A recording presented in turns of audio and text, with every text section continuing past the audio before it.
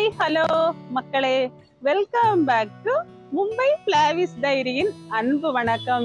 இன்னைக்கு நம்ம சேனல்ல ஒரு சூப்பரான ஹெல்த்தியான கோதுமை வெஜிடபிள் நூடுல்ஸ் தாங்க உங்களுக்கு நான் செஞ்சு காட்ட போறேன். கோதுமை வெஜிடபிள் நூடுல்ஸா அப்படின்னு யோசிக்கிறீங்களா? ஆமாங்க, டெய்லி வீட்டுல சப்பாத்தி தோசை இட்லின்ட்டு இதே தானே நம்ம சாப்பிட்றோம். ஒரு நாள் வெரைட்டியா நம்ம எல்லாருமே சாப்பிட்ற மாதிரி வந்துட்டு ஒரு டின்னருக்கு இல்லைன்னா ஒரு பிரேக்ஃபாஸ்ட்டுக்கு இதே மாதிரி கோதுமை நூடுல்ஸ் செஞ்சு சாப்பிடுங்க. சூப்பரா இருக்கும், அடிபொலியா இருக்கும், நீங்களும் அடிமையாயிருவீங்க. சரி, கண்டிப்பா உங்களுக்கு பிடிக்கும். நம்ம சேனலுக்கு கண்டிப்பா லைக் பண்ணுங்க, ஷேர் பண்ணுங்க, சப்ஸ்கிரைப் பண்ணுங்க, சப்போர்ட் பண்ணுங்க. உங்களுக்கு நான் புது வீடியோவா அப்லோடு பண்றேன். நம்ம இப்போ கோதுமை மாவு நூடுல்ஸ் செய்ய ஆரம்பிச்சிடலாம். நான் இதே மாதிரி ஒரு பெரிய பவுல் எடுத்துருக்கிறேன். அதில் 250 கிராம் கோதுமை மாவு நான் போட்டிருக்கிறேன். இந்த 250 கிராம் மாவுக்கு 3 பேர் சாப்பிடலாங்க. இப்போ தேவையான அளவு உப்பு ஒரு அரை டீஸ்பூன் அளவுக்கு போட்டிருக்கிறேன். இதில் ஒரு குழிக்கரண்டி எண்ணெய் சேர்த்துக்கலாம். இது சேர்த்துட்டு நல்லா சப்பாத்தி மாவு பதத்துக்கு மாவு பிசைஞ்சிக்கலாம். சப்பாத்தி மாவு எப்படி பிசைகிறோமோ அதே மாதிரி தான் கொஞ்சம் கொஞ்சமாக தண்ணி தெளித்து பிசைஞ்சிக்கோங்க. ரொம்ப லூஸாகவும் இருக்கக்கூடாது, ரொம்ப கட்டியாகவும் இருக்கக்கூடாது. இப்போ நல்லா பிசைஞ்சிட்டு இங்கே பாருங்கள், இதே மாதிரி பிசைஞ்சிருக்கோங்க. பிசைஞ்சு இந்த மாதிரி உருட்டி எடுத்து வச்சுக்கோங்க மாவு. இனி நம்ம இந்த மாதிரி சின்ன சின்ன உருண்டைகளாக உருட்டி வச்சுக்கலாம். இதுக்கு அப்புறமாட்டி இந்த இடியாப்பம் அச்சு இருக்கு இல்லையா, இடியாப்பம் மேக்கர். இந்த இடியாப்பம் மேக்கரில் இந்த கொஞ்சம் பெரிய குழியாக இருக்கிற இந்த அச்சு போட்டு அதில் நம்ம வந்துட்டு இந்த மாவை போட்டுடலாங்க. போட்டுட்டு நான் வந்துட்டு தண்ணி 1 லிட்டர் இந்த பாத்திரத்தில் நான் கொதிக்க வச்சுருக்கிறேன். இந்த தண்ணி நல்லா கொதிச்சதுக்கு அப்புறமா இதில் கொஞ்சமாக எண்ணெய் ஊற்றணும்.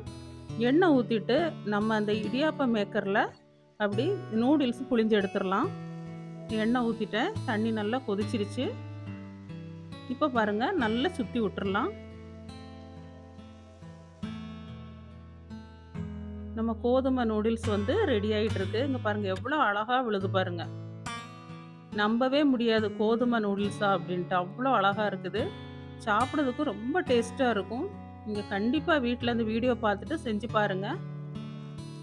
நான் எல்லா மாவுமே நான் போட்டுட்டேன்.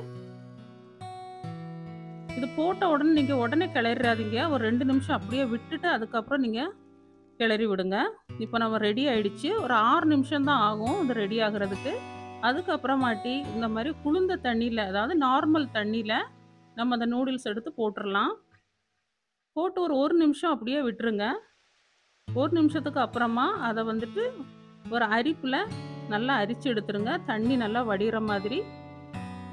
இங்கே பாருங்கள் எவ்வளோ தனித்தனியாக வருது பாருங்கள் தண்ணியில் போட்ட உடனே. இனி ஒரு அரிப்பில் நான் இதை ஃபில்டர் பண்ணி வச்சுருந்தேன்.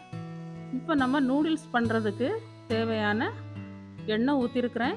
1 டீஸ்பூன் அளவுக்கு பூண்டு சின்னதாக கட் பண்ண பூண்டு போட்டிருக்கிறேன். இந்த பூண்டு லேசாக வதங்கட்டும், ரொம்ப ரோஸ்டாக தேவையில்லை. இப்போ நான் காய்கறிகளெல்லாம் வெட்டி வச்சுருக்கிறேன் பாருங்கள். இப்போ நான் ஒரு ஆனியன் நான் சேர்த்துக்கிறேன். நீளமாக கட் பண்ணி வச்சுருக்கிற ஆனியன், வெங்காயம் லேசாக வதக்கிக்கலாம். காய்கறி எதுவுமே ரொம்ப செவக்கணும்னு அவசியம் கிடையாது. பச்சை மிளகா நீளமாக நான் ஒரு 3 பச்சை மிளகா கட் பண்ணி போட்டிருக்கிறேன். உங்களுக்கு காரம் கம்மியாக வேணும்னா நீங்கள் கம்மியாக போட்டுக்கோங்க. இனி காய்கறிகளை சேர்த்துக்கலாம். பீன்ஸ் 100 கிராம் நீளமாக கட் பண்ணியிருக்கிறேன். நான் வீட்டில் செய்கிறதுனால கொஞ்சம் நீளமாகவே கட் பண்ணியிருக்கிறேன். கேரட் 100 கிராம் இது லேசாக கலந்து விட்டுக்கலாம். மிக்ஸ் பண்ணதுக்கு அப்புறமா கேப்சிகம் சேர்த்துக்கலாங்க.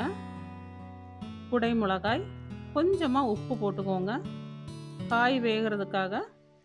ஏற்கனவே சப்பாத்தி மாவில் நான் போட்டிருக்கிறேன், அதனால அந்த காய்க்கு மட்டும் உப்பு சேர்த்துக்கலாம்.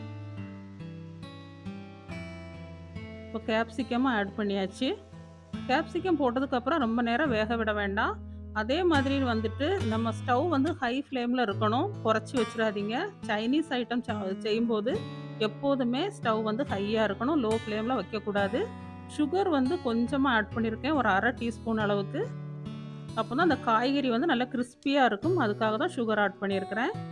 இப்போ நான் வந்து 1 டீஸ்பூன் அளவுக்கு chilli powder, red chilli powder போட்டிருக்கேன். உங்கள்கிட்ட ரெட் சில்லி சாஸ் இருந்தால் நீங்கள் சாஸ் கூட யூஸ் பண்ணிக்கலாம்.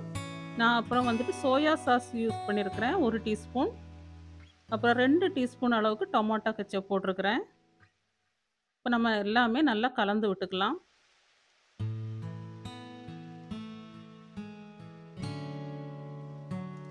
இது கொஞ்சம் சீக்கிரமாக தான் பண்ணணும். இது பொறுமையாக செய்ய முடியாது. எல்லாம் காய்கறி எல்லாமே நீங்கள் முதல்ல ரெடியாக எடுத்து வச்சுக்கோங்க. இப்போ நம்ம நூடுல்ஸை வந்து போட்டுடலாம். கோதுமை நூடுல்ஸை வந்து இதில் ஆட் பண்ணியாச்சு. கொஞ்சம் மெதுவாகவே கிளறி விடுங்க. கிளறினதுக்கு அப்புறமா கொஞ்சமாக வினிகர் வந்து ஒரு 1/4 டீஸ்பூன் போட்டிருக்கேன். வினிகர் இல்லைன்னா நீங்கள் வந்து லெமன் ஜூஸ் போட்டுக்கலாம். அது ரெண்டுமே இல்லைன்னா கூட பரவாயில்லை. இப்போ லேசாக மிக்ஸ் பண்ணி விட்டுக்கலாம். கொஞ்சம் பெப்பர் பவுடர், 1/4 டீஸ்பூன் அளவுக்கு பெப்பர் பவுடர், அவ்வளோதாங்க. நம்ம நூடுல்ஸில் போட வேண்டிய பொருட்கள் எல்லாம் போட்டாச்சு. கொஞ்சமாக மல்லி இலை மேலே போட்டுடலாம். போட்டு மிக்ஸ் பண்ணிட்டோன்னா நூடுல்ஸ் ரெடி. ஹெல்த்தியான கோதுமை நூடுல்ஸ் ரெடிங்க. நீங்களும் இதே மாதிரி சாப்பிட்டு என்ஜாய் பண்ணுங்கள். ஹெல்த்தியாக இருங்க. உங்கள் அன்பு புன்னகையுடன் ரேச்சல் ஆம்ப்ரோஸ்.